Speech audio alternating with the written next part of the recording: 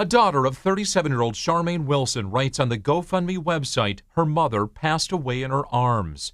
Wednesday, police canvassed the area around the 1700 block of Gertrude Street, trying to find who shot the mother of 8 right in front of her kids Monday night.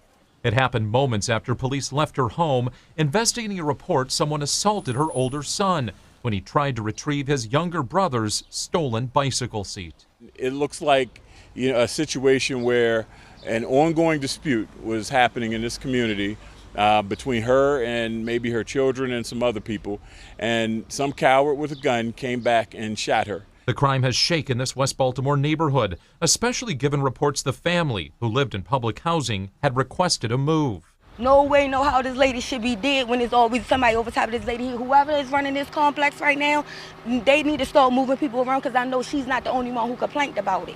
Nobody cares about what's really going on in the heart of the city. Everybody concerned about schools and districts. It's bigger than schools and districts. You got to come to these people and see what we're going through personally. City officials say they're looking into the family's housing authority record as the mayor reiterated her call for tougher state gun laws. We've got to do better in terms of when we arrest people who have violent backgrounds, who have guns in their hands. Because while it is a misdemeanor in this state, it should at least be a felony to carry an illegal gun. There's just too many illegal guns on the streets of our city. We know that the availability of a bad person with a gun to take that gun and come out here and that quickly and not care that the police were right around the corner and kill this woman is something that's absolutely disturbing.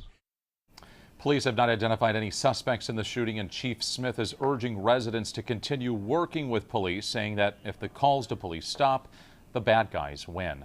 Live in the 11 newsroom, Adam May, WBAL TV 11 News.